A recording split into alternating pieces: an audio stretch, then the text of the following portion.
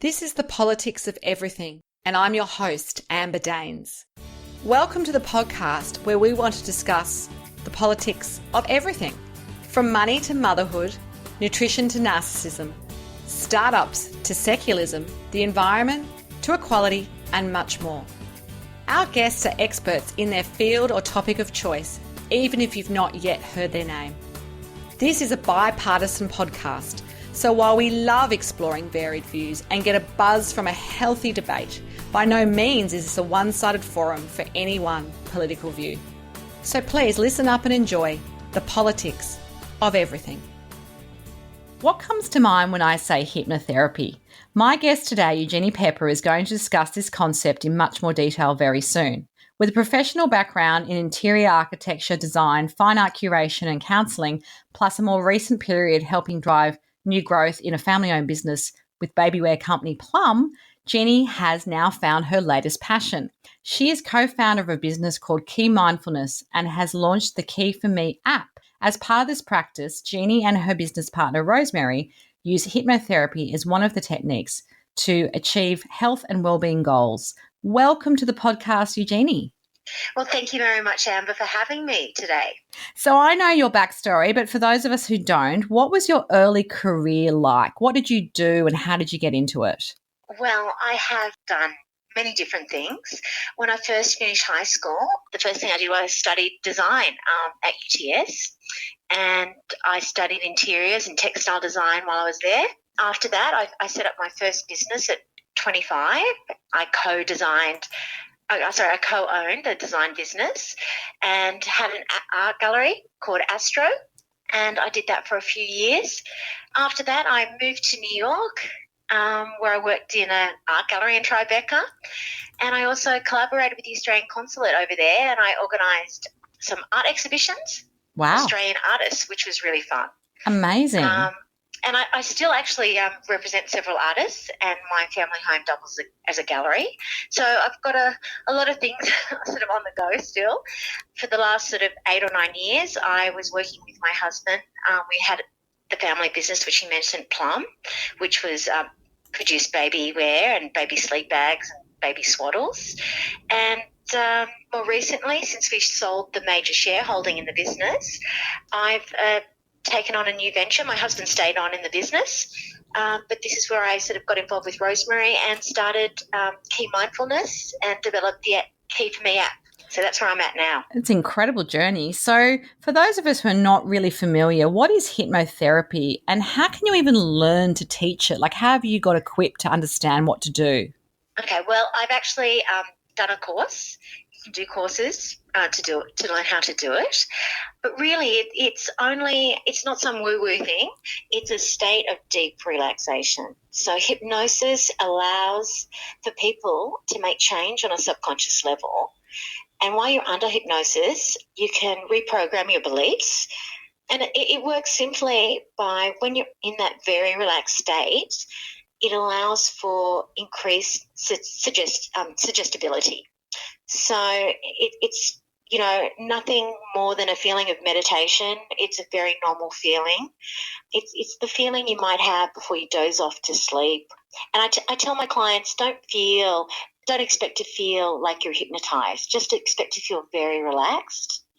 And all clients are different. Some go very, very deep, but others have a full state of awareness. So they're never, they're aware of my voice. They're aware of what's happening at all times. And no matter how deep you go, you're still in control all the time. So, and hypnosis is not something that's done to you. It's a process that you're guided through. So, yeah, anyone can be hypnotized. Interesting. And you can't be hypnotized against your own will. So, if I would say, Amber, I'm going to hypnotize you to rob a bank, you're not going to do it. Right. It's got to be something that you want. Interesting. Not like those Hollywood movies, you're getting sleepy and they're swinging a pendulum in front of you. So, I try to make sure that my clients have a really good understanding of what it's all about before we get started. So I manage their expectations. Yeah, because a lot of people do think it's like in the movies, and it's not as extreme as that, So what is the purpose of hypnotherapy versus other techniques such as mindfulness or meditation? Is it different, and how? Meditation and hypnosis are very similar. They both induce extremely beneficial and deeply relaxing and calming states of mind. So both of them help you become really calm and stress-free and more positive. And both states give you a heightened focus and concentration. But the main difference with hypnotherapy is it focuses directly on a goal to achieve that positive change. And that it can really help with things like becoming more confident, overcoming any fears or anxiety, staying motivated to eat better or exercise more. It can help you sleep better. And then the big thing that a lot of people use hypnosis for is like quitting smoking or quitting sugar. Yeah, that's the one that comes to mind, the quitting. I know people have used hypnotherapy to quit smoking because they've tried everything else, and it's kind of like that last attempt to kind of really kick the habit. So with the Key for Me app that you recently launched with Rosemary, how does it sort of work, and why did you decide to create it now? Well, look, it came about, Rosemary and I were on a holiday in Bali, and we are both working mums and spent a lot of time, feeling a bit stressed out. And that holiday was just so wonderful. We sort of started thinking of how we can get this feeling of relaxation and incorporate it in people's daily lives. And so we wanted to make a meditation hypnosis app that was accessible for everyone, because it is hard to find that time and that energy for meditation. So the Key for Me app was designed to make meditation and hypnosis really quick and really easy. And it enables you to take time from your busy day just to find some calm in that chaos of being, working and managing family. And it makes it really easy to relax. And then also we've put in those hypnosis programs so people can listen to it, prior to going to bed or when they wake up in the morning, and gives those suggestions to help them quit those bad habits that they've got as well. Great. So as a mum of 2 children, how do you think that shaped your desire for that more grounded lifestyle and perhaps sprung your interest, I guess, for wellbeing as a career move? Well, look, the world now is at a very hectic, fast pace, and I feel, particularly as working mums, we're constantly bombarded with things we have to do and places we have to be, whether it's, the after school activities and all that sort of stuff. And I think a lot of us are feeling overburdened, and our to-do lists are sort of never ending. And balancing family and work commitments, where, I feel so stressed and anxious at times.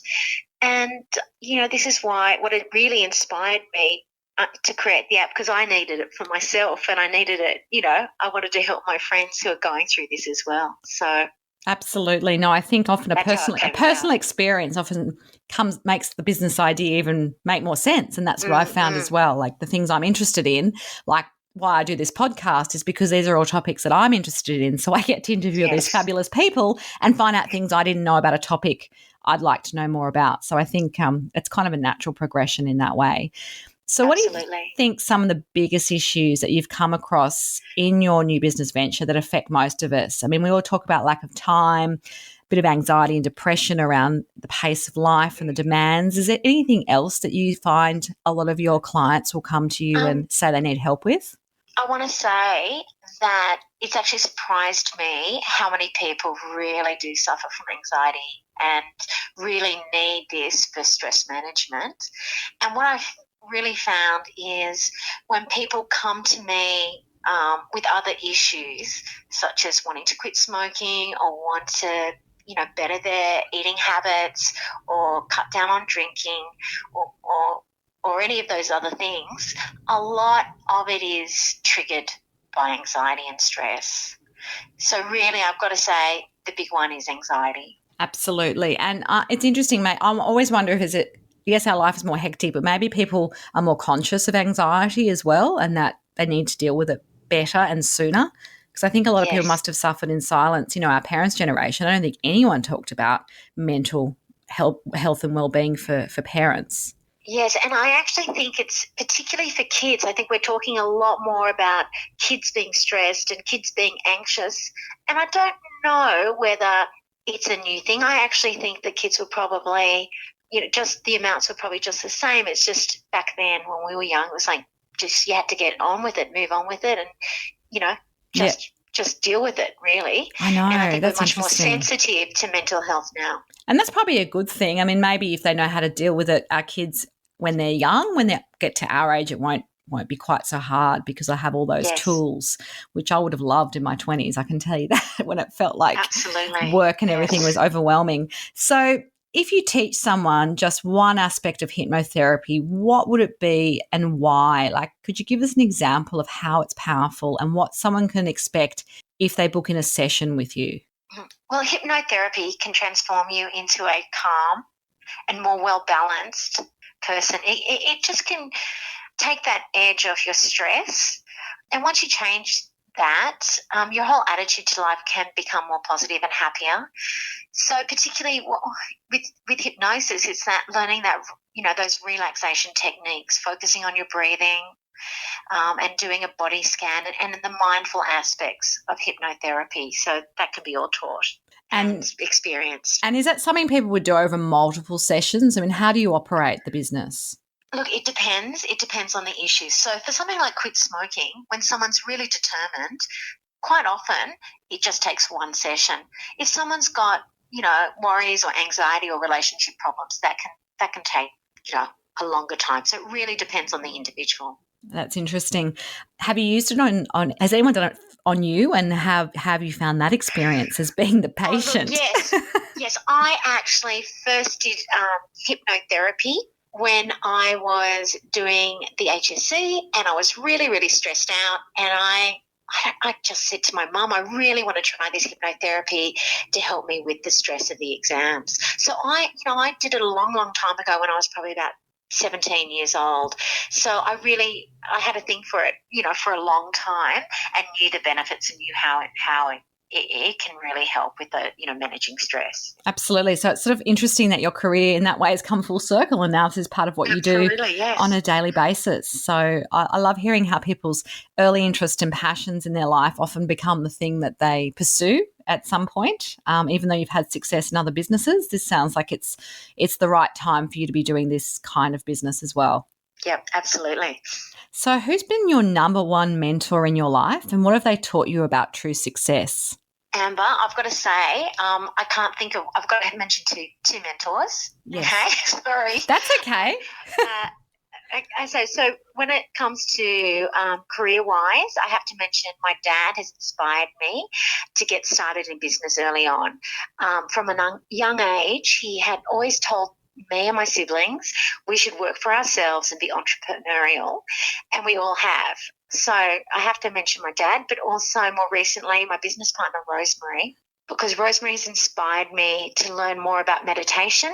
And, she's really helped me find that calm in our very hectic and busy lives. So Rosemary has had a lot more experience than me. She's been supporting people for 20 years, and I really have learnt so much from her. So that's why I had to mention two people. So one historical and one newer one. I think that's great. Yes. And I do think we often have different mentors at different stages of our life. I know I have, like different people, depending on where I'm at. So I think it's never just one person. But I always try and get people to try and pick one. But there you go.